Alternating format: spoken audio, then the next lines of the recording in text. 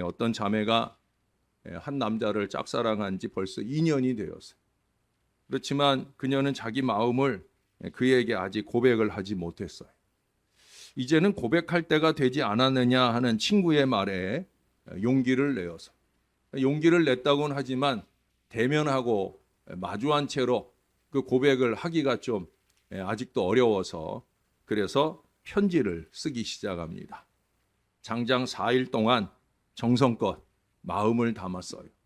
썼다 지웠다 썼다 버렸다 하면서 정성껏 마음을 담았어요. 그리고 그걸 주머니에 넣고 다니면서 기회를 봅니다.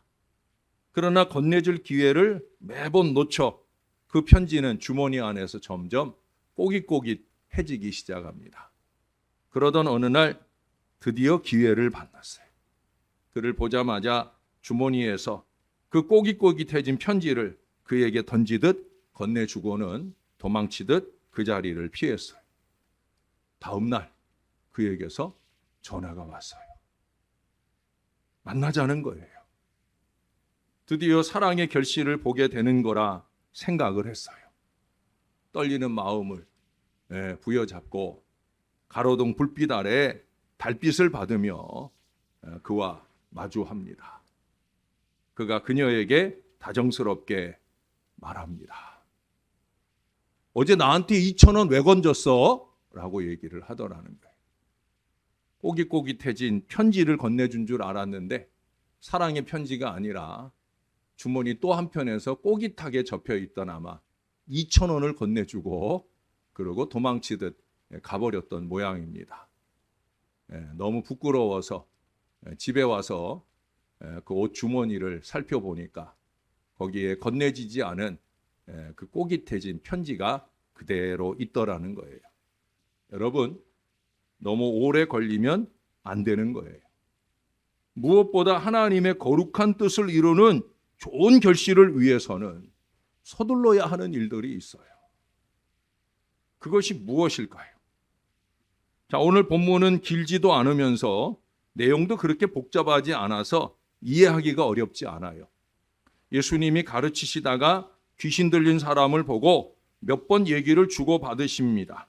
귀신이 예수님의 능력보다 약하기 때문에 예수님의 명령에 그 붙어있던 사람에게서 나가는 역사가 나타납니다.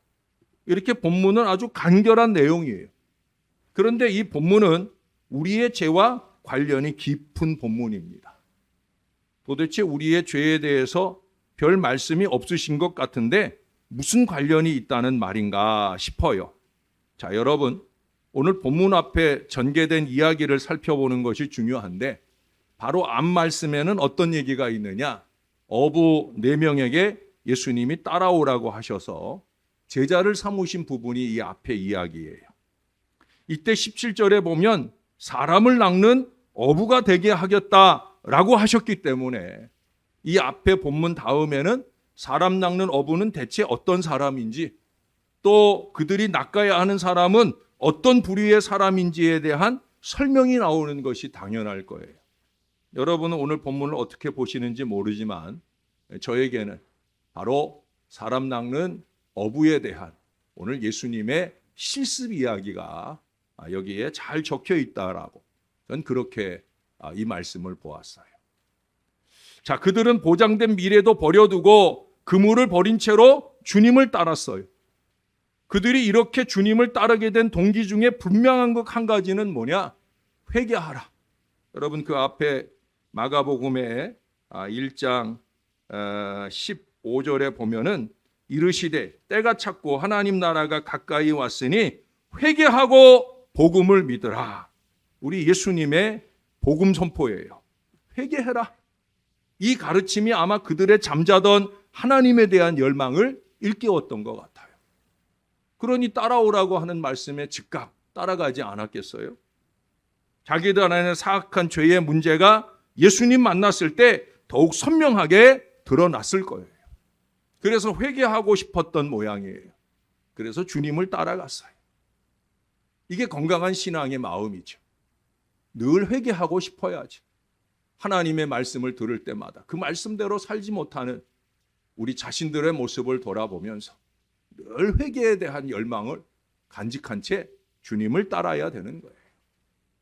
이런 제자들의 자세 다음에 일반 사람들도 예수님 만났을 때 죄의 문제에 대해서 전혀 새로운 관점에서 다가서는 모습이 나오는 것은 너무나 당연합니다. 그런데 오늘 본문에서 보니까 예수님이 회당에서 가르치실 때 그 20절, 21절, 22절에 보니까 거기 사람들이 놀랐다고. 놀라는 사람들도 있다는 거예요. 도대체 무엇 때문에 놀라는지는 얘기되어 있지 않아요. 그 교훈에 분명히 놀랐다고는 하는데 도대체 예수님이 무엇을 가르치셨기에 놀랐느냐 하는 얘기는 없다는 거예요. 우리는 그저 한 단어로 놀라니라고 간단하게 말하고 있지만 원문을 보면은요, 이 사람들이 정신이 멍할 정도로 큰 충격을 받을 바로 그런 놀라움으로 표현을 하고 있어요. 그렇다면 그 놀라운 가르침의 내용은 도대체 무엇이냐는 거예요. 저는 여러분들보다 더 궁금해요. 왜? 저도 그런 놀라운 가르침을 쏟아내고 싶으니까. 오늘 우리 서집사님이 저희의 말씀 선포에 대한 기도를 2번이나 해주셨어요. 그만큼 이 말씀 선포가 중요하다는 거죠. 또 이 선포를 받은 여러분들이 이 하나님의 말씀대로 순종하고 살아가는 그 은혜가 중요하다는 거죠. 여러분, 예수님은 귀신 들린 사람에게서 귀신을 몰아내시는데 그 귀신은 더러운 귀신이라고. 이 광경을 본 사람들이 27절에 보니까 권위 있는 새 교훈이로다라고 말을 합니다. 여러분, 귀신을 쫓아냈어요. 그러면 사실은 놀라운 능력이로다. 이렇게 말하는 것이 정상일 텐데 가르치신 것이 귀신을 내쫓은 것이다. 귀신을 내쫓은 것이 새 교훈이다. 권위 있는 새 교훈이다. 이렇게 말하더라는 거예요. 무엇을 가르치신 것일까요? 그 말씀이 어떤 말씀인지는 우리가 알아야, 어떤 말씀인지 우리도 알아야 같은 상황에 처하게 되면 권세 있는 자 같이, 능력 있는 자 같이 이 귀신과 대적할 수 있지 않겠느냐는 거예요. 저도 크고 작은 귀신을 쫓아내는 강력한 영권을 소유하고 싶습니다.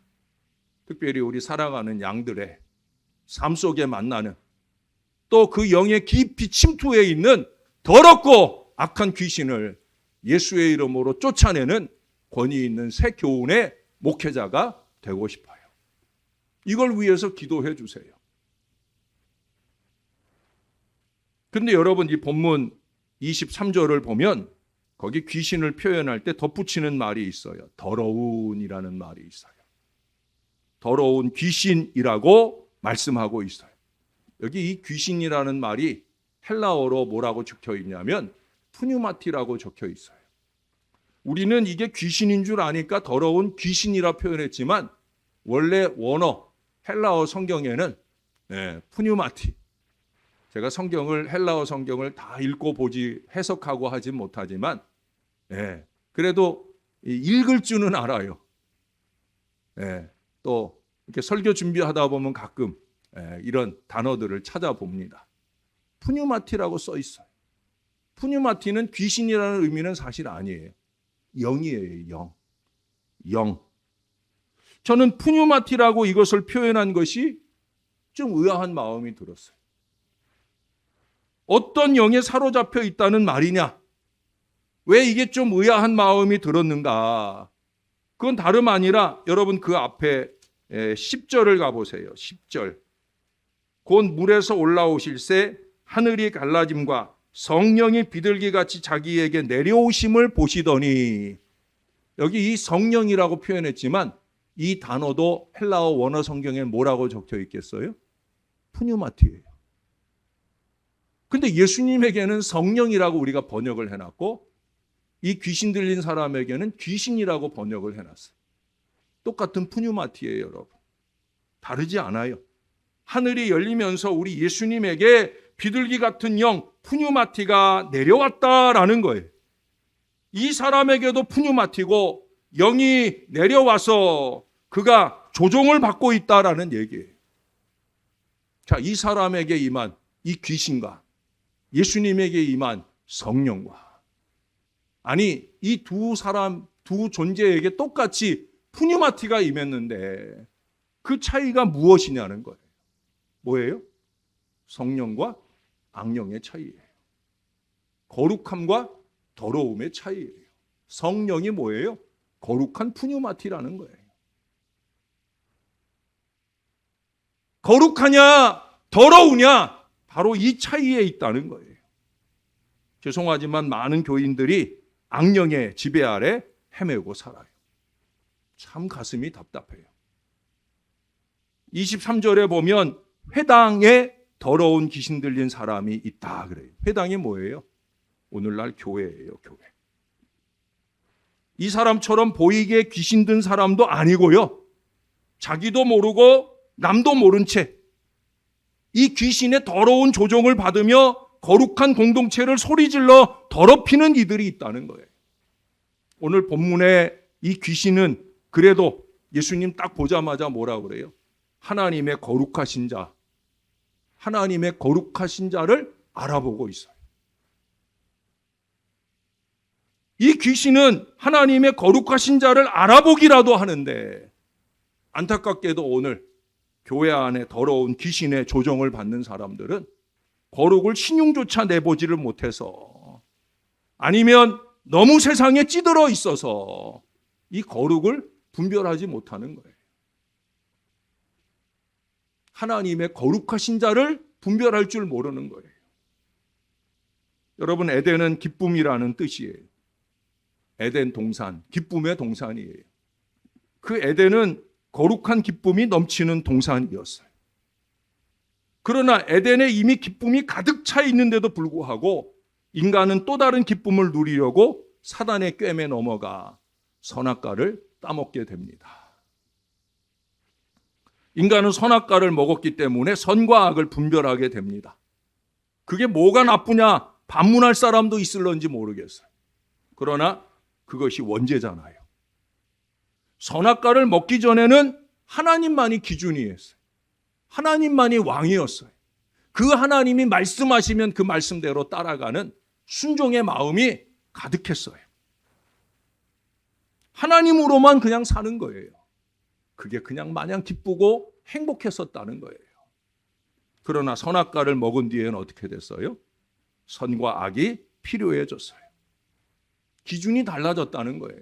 하나님이 기준이 아니라 자기 관점에서 무엇이 옳으냐 그르냐 이걸 따져 묻는 게 기준이 되었다라고 하는 거예요.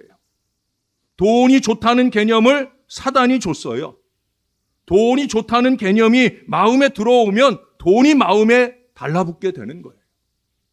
먹음직도 하고 보암직도 하고 지혜롭게 할 만큼 탐스럽기도 한 바로 그것에 마음을 빼앗기는 거예요. 감투도 마찬가지예요. 감투가 좋다는 마음을 누가 넣어줘요? 사단이 넣어주는 거예요. 그러면 그걸 얻기 위해서 정신이 빠지는 거예요. 선악과를 먹기 전에는 감투며 돈이며 이거 좋다는 개념이 아니라 하나님이 마음에 들어와 있었기 때문에 그 하나님이면 되는 거예요. 그런데 하나님 대신에 돈이나 세상이나 감투나 이기적인 욕심이 그 마음에 자리 잡으면 그렇게 사탄이 그 마음에 넣어주는 순간 거룩한 기쁨은 내동댕이 쳐지는 거예요. 눈빛만 봐도 알아요. 네? 사악한 기운이 넘쳐나는 눈빛만 봐도 본인은 세상의 것 보면서 허허거리고 웃을지 모르지만 하늘의 신령한 기쁨이 사라져 있다는 거예요. 그 대신에 자기 마음에 가득한 그 더러운 얘기를 쏟아놓는 거예요.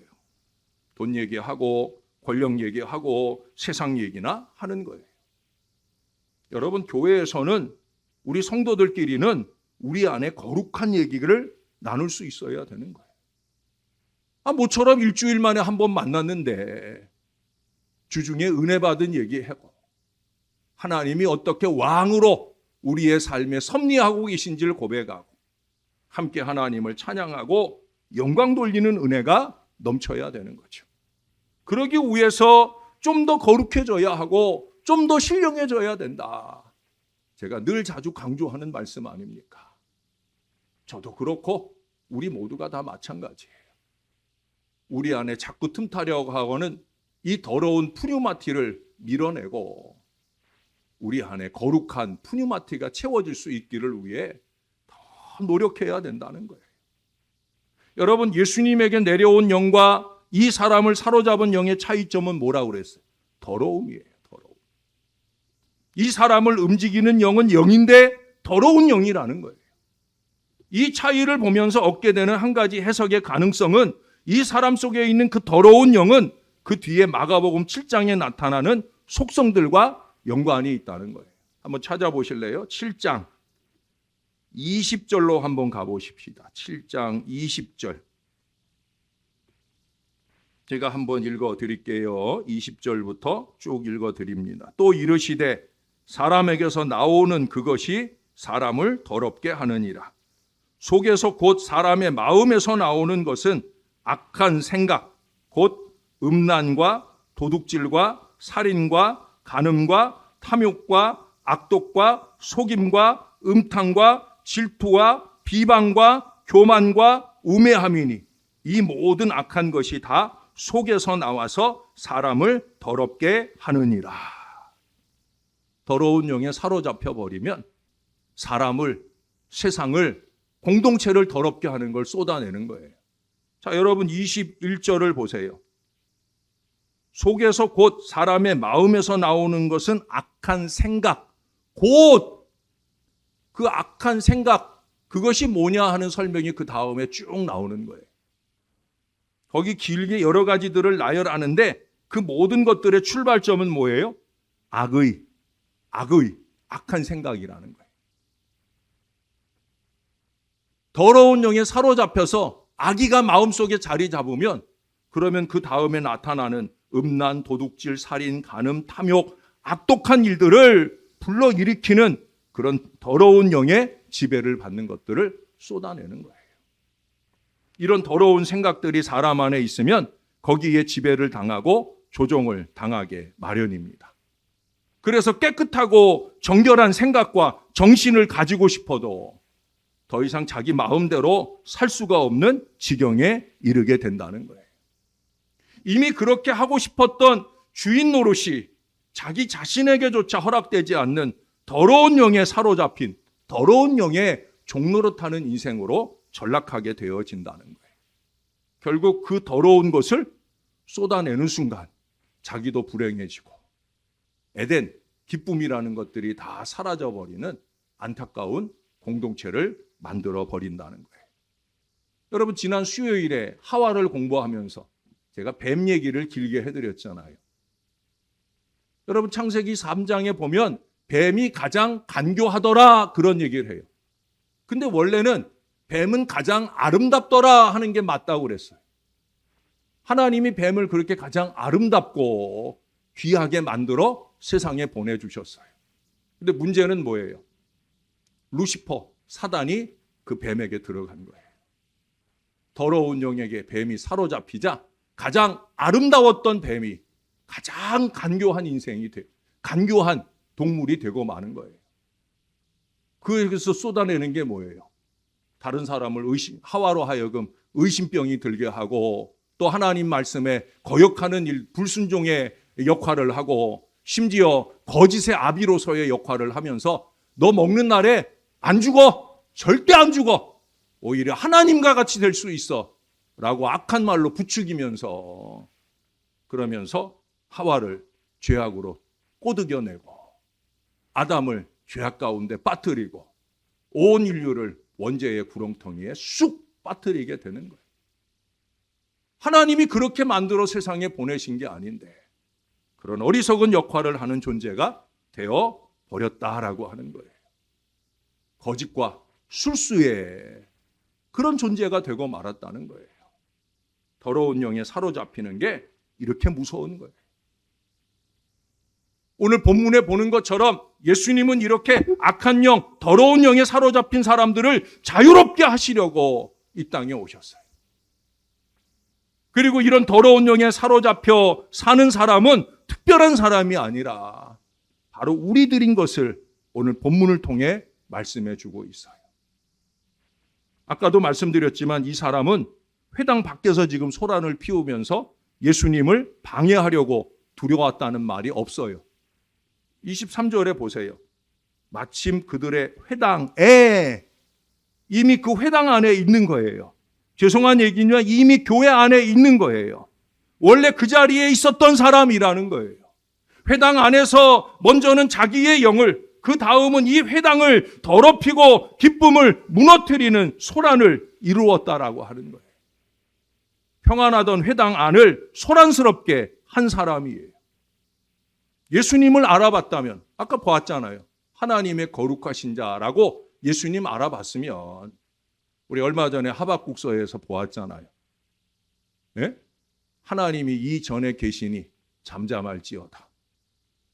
잠잠해야 되는데 이 귀신이 도둑이 제발저리듯 먼저 큰 소리치고 나서게 되는 거죠. 우리 예수님은 그를 그 더러운 영으로부터 자유하게 해주시고 있어요. 그게 주님의 일이고요. 오늘 교회 안에서 우리의 일이어야 합니다. 우리의 일은 뭐냐? 끊임없이 더러움을 전염시키는 존재가 아니란 말이에요. 의심을 심어주는 사람이 아니란 말이에요. 우리의 일은 뭐예요? 믿음을 심어주는 거예요. 복음을 심어주는 거예요. 정말 복음의 소망이 내 안에서 흔들리지 않고 분명히 세워 있다고 하면 우리는 다른 일에 열심 내는 게 아니라 복음을 심어주고 믿음을 심어주는 일에 열심 내야지요. 더러운 영이 내 안에 채워진 것이 아니라 성령이 채워진 사람이라면, 저는 지난주 목요일에 그 선교사 훈련받는 선교사님들을 보면서 제가 그 안에 가서 딱 앉으니까 거룩한 기운이, 신령한 기운이 쫙 들어오더라고요. 그냥 설교가 술술술 나오더라고요. 제가 원고 거의 안 보고 설교를 했어요. 왜? 그냥 전해지는 거예요. 그 안에 거룩한 기운이 넘치니까 부족한 종도 그 안에서 함께 찬양으로 예배를 열면서 거룩한 은혜로 채워지니까 피차에 은혜로운 교통의 역사가 나타나는 거예요. 나도 기쁘고 함께하는 선교사들도 기쁘고 행복한 한 시간, 헤어지는 게 아쉬운 한 시간을 은혜롭게 보내고 왔어요. 그게 신앙 공동체죠. 그게 복음의 공동체죠. 그게 신령한 공동체죠. 그것이 교회의 사명인 거예요. 더러운 영을 몰아내는 거룩한 은혜가 교회 안에 넘치는 것, 이것이 우리의 사명이에요. 여러분, 우리는 다 예수님의 가르치심과 더러운 영을 쫓아내시는 이 사역이 필요한 사람들이에요. 제가 좀 어이없는 얘기를 읽었어요. 요즘에 초등학생들 중에 시험을 치고 이제 하나 선생님이 채점을 해가지고 나누어 주면 선생님이 채점을 잘못했다면서 가지고 오는 아이들이 있다는 거예요. 근데 진짜 실수로 채점을 잘못한 게 아니라 이 아이들이 영악하게도요, 자기네들이 연필로 이렇게 고쳐가지고 1이라고 썼는데 그걸 이렇게 4로 만들어가지고 답이 4니까 선생님 내가 4 썼는데 왜 여기 틀렸다고 그래요? 라고 말하고 들어오는 아이들이 있다는 거예요. 그래서 선생님들이 아차 싶어서 그 다음에는 아예 정답을 빨간 색연필로 4 이렇게 적어가지고 너 이거 틀린 거다라는 걸 보여주기 위해서 그렇게 적어서 돌려준다는 거예요. 이런 일들이 그저 간단한 쪽지 시험이나 받아쓰기 하는 일에도 있다는 거예요. 나이도 어린 초등학교 1학년 때부터 잘못된 길로 가고 있어요. 제가 지난주 설교 말미에 그 유치원에서 있는 운동회 얘기를 했잖아요. 5번째가 뭐였어요? 엄마가 반칙을 하더라도 절대 따라하지 않는다. 아마 이 아이들이 그 유치원에는 안 다녀서 그런지 몰라도 어른들의 악독을 흉내내고 있는 거예요. 대부분의 어른들처럼 욕심 때문에 거짓이 쉬워지고 있다는 거예요. 그런데 더욱 이상한 일은요, 이게 공부를 못하는 아이들이 그러는 게 아니라 반에서 1, 2등을 다투는 그런 아이일수록 이런 일에 적극적이라는 거예요. 더 갖고 싶은 거죠. 더 누리고 싶은 거죠. 이런 사악한 영은 우리의 힘으로 쫓아낼 수가 없습니다. 사도 바울의 말처럼 선하려고 하는 의지는 우리에게 있지만 우리 육신이 약해서 죄 때문에 우리가 실천을 하지 못하게 될 때가 얼마나 많아요. 오직 주님의 말씀과 가르침으로만 가능한 일이에요. 순종이 믿음의 다른 이름이다라고 하는 얘기는 그래서 하는 거예요. 자꾸 말씀을 받고요. 그 말씀에 순종해야 돼. 아무리 좋은 일이라도 불순종하며 하는 일들은 다 더러운 일이에요. 이거 잊지 말아야 돼요. 어제 그제 새벽에 상고했던 대로 하나님의 영으로만 가능한 일이에요. 그래야 깨끗해지는 거예요. 아무리 좋은 일도 불순종하고 자기 맘대로 하고 그것은 더러운 거예요. 하나님의 영의 지도를 받아야 되죠. 거룩한 지도하심을 받아야 되죠. 믿음 없고 더러운 영에 사로잡힌 사람이 넣어주는 말에 지도를 받으면 안 된다는 거예요. 거룩한 사람, 기도하는 사람, 신령한 사람. 저는 그래서 늘 하나님께 기도하는 게 그거예요. 하나님, 우리 교회 중직자들이 제발 기도하는 사람들이 좀 되게 해달라고. 기도하면서 신령한 체험들이 넘치게 하시고 그 은혜와 체험 속에서 하나님의 일을 감당하는 사람들이 되게 해달라고. 여러분, 아주 중요한 얘기예요. 에베소서 4장 19절의 말씀에 보면 그들이 감각 없는 자가 되어 자신을 방탕에 방임하여 모든 더러운 것을 욕심으로 행하되. 감각 없는 자가 된다는 거예요. 교회 다니면서 영적인 감각, 신령한 감각이 다 사라져 버렸다는 거예요. 그런 채로 자신을 방탕에 방임한다고 얘기를 해요. 더 나아가 더러운 것을 욕심으로 행한다고 얘기를 해요. 결국 욕심의 문제예요. 욕심의 문제. 여러분, 재벌 2세가 2달에 한 번씩 차를 바꾸고 한 달에 한 번씩 여자를 바꾼다고 한다면 여러분들은 불쌍하다고 여겨지십니까? 네? 이게 불쌍하게 보여야 되는 거예요. 그런데 혹시라도 속마음은 부럽다 라고 하시는 분이 없는가 모르겠어요. 하나님의 생명에서 떠나 있으면 불쌍하게 여겨야 할 것을 오히려 부러워하는 어리석음을 범하게 된다는 거예요. 비정상이 마음에 자리 잡아요. 어떤 사람의 자녀가 믿음도 하나도 없는데 명문대 들어갔어요. 그것이 불쌍한 일입니까? 부러운 일입니까? 믿음이 하나도 없는 남편이 총선에서 국회의원에 당선됐다라고 하면 불쌍한 일이에요? 부러운 일입니까? 이런 일들이 불쌍해야 되는데 우리에게는 그것이 부러운 일이 되더라는 거예요. 왜 그렇겠어요? 영적으로 병들었기 때문이에요. 부러워해야 할 것과 불쌍하게 여겨야 할 것이 막 뒤죽박죽 섞여 있어요. 불쌍하게 여겨야 할 것을 오히려 부러워하면서 그것을 기도 제목 삼아 주님 앞에 간절히 부르짖고 있는 어리석음을 범하고 있더라는 거예요. 우리 모습을 좀 볼 수 있어야 합니다. 우리가 발견되어야 합니다. 스스로 지금 이방인처럼 살고 있다는 것이 인정될 수 있어야 되는 거예요. 인정하는 것이 회개의 시작입니다. 그래야 고쳐지기 때문이에요. 마음에 무엇이 담겨 있는지 인정하고 긍휼을 구해야 살 길이 열리는 거예요. 그러기 위해서 이 하나님의 말씀의 거울을 자꾸 들여다봐야 되는 겁니다. 왕이신 그리스도의 주일, 한 해의 마지막에 이 주일을 맞게 하는 이유가 뭐라고 생각하십니까? 지난 한 해 동안의 삶이 정말 하나님이, 예수님이 나의 왕으로서 나를 주장하고 이끄시는 그 순종의 인생을 제대로 살았느냐는 거예요. 더러운 영에 사로잡혀 어리석게 행하지 않았느냐는 거예요. 지난 1년을 좀 돌아보자는 거예요. 왕이신 주님이 내 안에서 정말 나의 왕 노릇을 하시며 살 수 있도록 그렇게 살아왔느냐 돌아보자는 거예요. 왕이신 예수 그리스도의 이름으로 주어지는 권위 있는 새 교훈으로서의 하나님의 말씀을 받으며 그 말씀으로 나 자신에게 내 삶에 명할 수 있어야 되는 거예요. 잠잠하고 나오너라. 잠잠하고 나오너라. 내 생각을 더럽게 만드는 악의와 악독으로 가득 차게 하고 그것을 세상에 쏟아내고 교회에 쏟아내면서 기쁨을 앗아가도록 하는 너 더러운 것들은 예수의 이름으로 잠잠하고 나오너라. 여러분, 이게 우리에게 선포되어야 되는 거예요. 권위 있는 새 교훈이 효력을 발하는 거룩한 영이 되어야 되는 거예요. 그 이상 성령의 지도하심을 따라가는 성령 충만한 사람. 우린 그런 사람이 되어야 됩니다.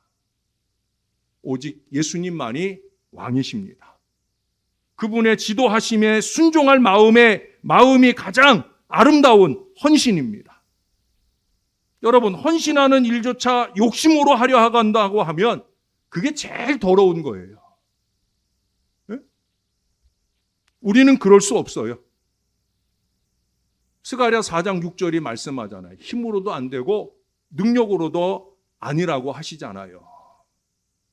성전 재건을 미룬 그 이스라엘처럼 상황이나 환경을 핑계하지 말으라 하는 얘기예요. 자꾸 하나님의 일을, 하나님의 영으로만 되는 일을 자꾸 육신적으로 세속적으로 하려고 하지 말라는 얘기예요. 힘으로도 안 되고 능력으로도 안 되고 오직 하나님의 영으로 된다. 하나님의 영으로 거룩한 순종으로 해야 된다는 거예요. 사랑하는 여러분, 그렇게 2021년을 잘 마무리하고 하나님, 지난 1년 동안 내가 우리 주님을 왕처럼 모시고 살지 못한 것 같아요. 내 안에 더러운 영이 나의 왕 노릇을 한 것 같아요. 이제 2022년은 그렇게 안 살고 싶어요. 말씀과 기도로 거룩한 기쁨이 넘치는 그런 심령으로, 또 나 때문에 우리의 가정도 우리의 교회도 에덴의 기쁨을 회복하는 거룩한 공동체가 되도록 쓰임받는 그 거룩한 영에 사로잡힌 사람 되고 싶어요. 이 마음으로 한 해를 마무리하고 또 한 해를 시작하고 열어가는 저와 여러분들이 될 수 있기를 우리의 구주 되시고 왕이 되시는 우리 예수님의 이름으로 간절히 축원합니다. 기도하겠습니다. 하나님, 우리는 어리석게도 내가 왕 노릇하고 싶어 합니다. 나의 사악한 욕심이 음흉하게 감추어진 채 그렇게 내가 왕 노릇하고 싶어 합니다. 그러나 실상은 내가 왕 노릇하는 게 아니라 내 안에 사단이 나의 왕이 되어서 내 안에 악의를 심어주고 그 악의와 악독을 세상 가운데 쏟아내면서 내가 속한 가정도 교회도 세상도 어지럽히는 어리석은 일을 했던 것을 다시 한번 돌아봅니다. 예수님이 왕이십니다. 나의 왕이 되시도록 내 안에 좌정하시옵소서.